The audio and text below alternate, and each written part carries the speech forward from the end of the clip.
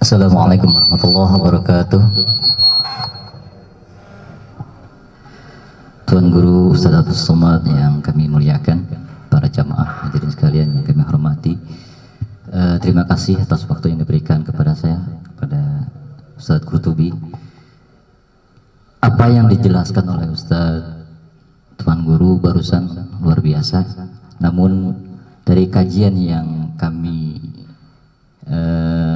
tanggap pada pagi ini, kita sekarang berada di era digital, di mana tantangan lebih berat. Yang kami hadapi sekarang itu di era digital ini mungkin semua serba canggih, Ustaz. Namun tanpa kita tidak sadari bahwa kita dihadapi dengan hal berbagai macam alat komunikasi yang sungguh menghipnotis kita dan melekat kepada kita. Ini sungguh luar biasa. Yang menjadi pertanyaan bagi saya, bagaimana cara menangkal atau menghadapi di era digital ini, khususnya kepada putra-putri kita. Sebab yang saya tahu, anak-anak kita itu kalau sudah menghadapi alat komunikasi itu, mereka lupa dengan segalanya, Ustaz. Bahkan dia lupa dengan membaca Al-Quran. Lebih banyak memegang alat komunikasi ketimbang ia membuka Al-Quran.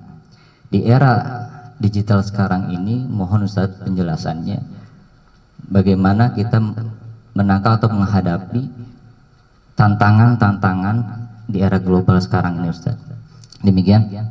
Allahumma muwaffiq ila aqwamit thoriq. Assalamualaikum warahmatullahi wabarakatuh.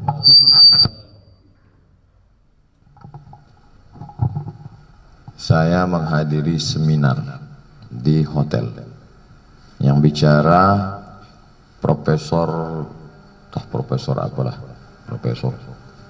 sudah setengah jam dia bicara, kawan saya di sebelah nanya, "Mat, kau paham apa?" kata dia. "Tidak."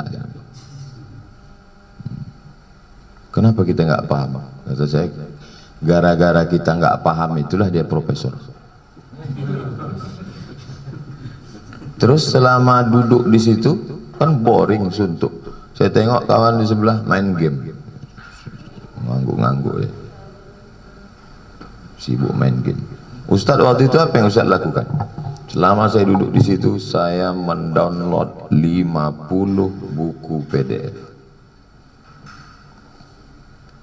Jadi saya buat di laptop itu ada satu folder, nama foldernya Maktabah Library. Lalu di dalam folder itu saya bagi lagi akidah, fikih, usul fikih, akhlak, folder. Jadi setiap saya dapat buku, saya masukkan sini. Saya dapat buku, saya masukkan sini. Google, ada kotak, tinggal tulis saja apa kitab yang mau dicari di situ. Yang mau dicari Mau'izatul Mu'minin, PDF, enter, dapat, download, masukkan. Mau masukkan kemana? Ke folder akhlak.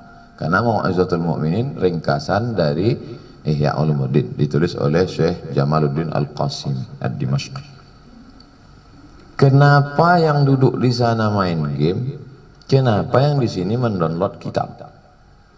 Karena ada yang mau dicari. Ada yang mau dicari.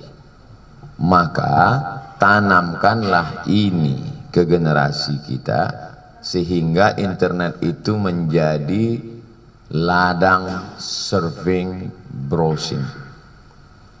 Jadi justru waktu kosong itu dia akan terus mencari. Dulu kiai-kiai jangan baca tafsir Al-Manar, karena tafsir Al-Manar itu ditulis oleh Muhammad Abduh Rashid Ridha. Beberapanya sudah keluar dari kita yang aswaja, kata kiai. Dulu kalau kiai mengatakan gitu, maka santri-santri langsung diam. Sekarang kalau kiai mengatakan jangan baca, langsung dia tulis Al-Manar. Al-Manar, PDF, download Al-Manar, langsung dapat. Jadi kita kasih saja pisaunya, nanti dia akan potongkan ke ayam, dia akan potongkan ke itik, kita nggak bisa mengharamkan. Haram nih handphone, nggak bisa. Coba kita lihat ketika Allah melarang sesuatu. Ya ayyuhalladzina amanu la taqulu ra'ina. Apakah titik? Koma. Wa qulun zurna wasma'u. Larang satu, bagi kasih dua alternatif. Kalau kita berani melarang satu, berarti kita sudah menyiapkan dua alternatif. Jangan tonton film ini nggak baik, berarti kita sudah menyiapkan dua film yang baik, Hayya dan Naruto, bukan Nusa dan Rara. Jadi kalau kita mengatakan ini jangan tonton ini, berarti sudah ada ini. Nah, tentang masalah sibuknya itu, maka kita bagi dia. Allah selalu juga membagi dua alternatif. Wa nafsin wa ma sawaha fa alhamaha fujuraha wa taqwaha. Wa nafsin wa ma sawaha wal gadget wa ma sawaha. Wal gadget wa ma sawaha, dan wal gadget ini punya dua jalan. Fa alhamaha fujuraha, game online PlayStation, wa taqwaha, tapi di internet juga banyak ilmu pengetahuan. Kita tidak bisa melarang, kita hanya bisa mengarahkan. Setelah kita tunjukkan ini positifnya, ini negatifnya, maka nanti kita doa, Allah akan menunjukkan jalannya. Maka berapa banyak anak-anak muda justru menjadi pakar, yang mendownload, yang mengupload, yang mengedit, yang mengotak-atik video ceramah Ustaz Somad di internet itu. Siapa kalau bukan anak-anak muda yang mengerti ini? Jadi kalau ada orang mengatakan Ibnu Taimiyah itu membantah filsafat, mungkinkah orang membantah filsafat nggak ngerti filsafat? Mana mungkin? Risalatu Ahlil Iman fi Raddi ala Mantiqil Yunan, punya Ibnu Taimiyah. Risalatu Ahlil Iman fi Raddi ala Mantiqil Yunan, kritik dia terhadap filsafat. Berarti dia ngerti filsafat. Dulu yang paling ditakuti filsafat, pelajari filsafat. Sekarang yang paling ditakuti gadget, pelajari al-gadget wa ma adraka mal gadget. Bagaimana pemanfaatan gadget positif? Nah, oleh sebab itu justru internet itu adalah tempat ilmu yang luar biasa. Cuman YouTube dan Google tidak soleh, sehingga dia tidak bisa mengarahkan orang. YouTube sama Google itu tergantung yang nanya. Kalau yang nanya Mu'tazilah, dia kasih Mu'tazilah. Kalau yang nanya Khawarij, dia kasih Khawarij. Yang nanya Wahabi, dia kasih Wahabi. Orang agamanya nggak ada. Agama dia siapa yang ngasih paket, itulah saudara dia. Oleh sebab itu generasi kita nggak bisa kita larang. Kita kuatkan akidahnya, kita kuatkan fikihnya, kita kuatkan akhlaknya, sehingga ketika dia buka gadget ada yang mau dia cari. Penasaran dia tentang Ar-Rahman 'alal arsy istawa. Apa sih kata Ustaz Adi Hidayat tentang ini?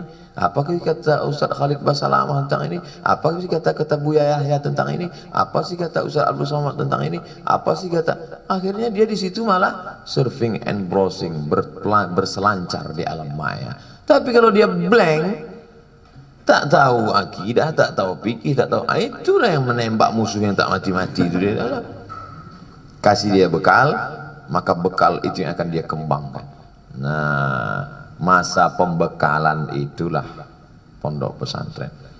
Maka kita tak akan ragu, tanaman yang hijau, yang lemah, masukkan dulu ke polybed. Setelah kuat di polybed, robek polybednya, masukkan ke tanah, insya Allah. Di mana polybed itu? Pesantren. Ujung tombak pendidikan Islam, pesantren. Satu-satunya pertahanan terakhir pesantren. Karena kita tak bisa melarang anak kita, tapi guru bisa. Setelah guru ngajar di pesantren, kuatkan aqidatul awamnya, kuatkan matan takribnya, kuatkan, barulah dia akan mencari. Kalaupun nyasar, dia nyasar juga, cuman nggak terlalu lama nyasarnya. Nyasar sebentar, balik lagi. Nyasar, tahu dia jalan pulang. Wallahu a'lam bishawab.